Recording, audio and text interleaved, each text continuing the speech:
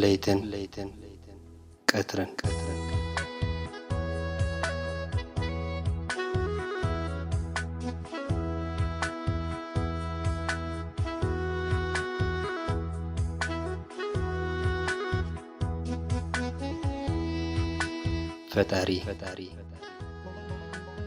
فتاري سماين مترن مس فتره ጸልማት ኣብ ማዕሙቕ ነበረ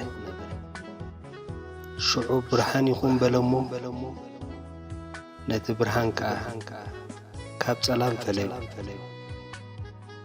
መዓልትን ለይትን ቀበሎ ጽቡቕ ኮይኑ ምስራይ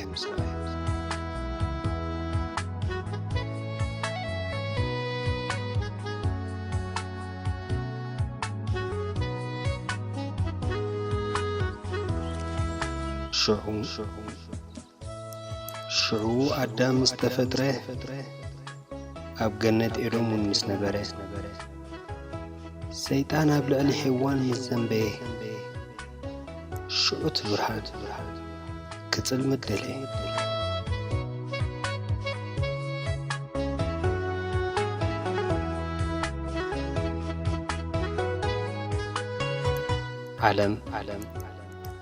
عالم برهان نيره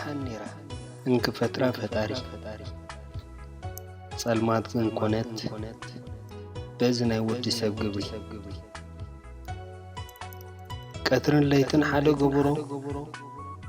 ኩሉ ትኹፉ ኣብ ሰብ ምስ ገበሮ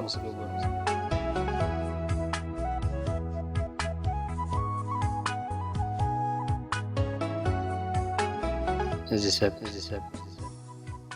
አንታ እዚ ሰብ ቀትር ኣይሓዞ ለይቲ ግዛዕባ ሕማቕ ውድቀት ሓዉ ኽስቲ ዓረፍቲ ምስ ከልኣነ ዝዓለም ኣብ ዝናብትን ኩሉ ኾነ ደም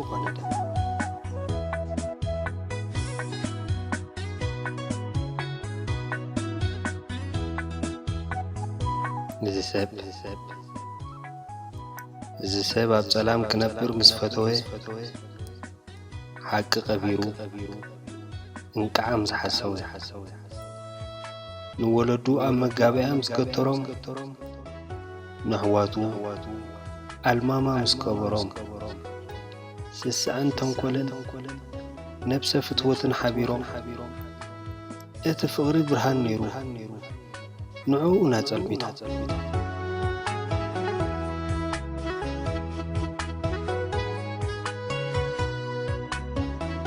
አንታ ዝሰብ እዝርጉም ሰብ ብርሃን ምስ ተፈጥረ ምጸላም ምስ ሓበረ ፍርሃት ኣምላኽ ዘይብሉ ምስ ኮነ ለይትን ቀትርን ሽዑ ሓደ ኾነ ለይትን ቀትርን ሽዑ ሓደ ኾነ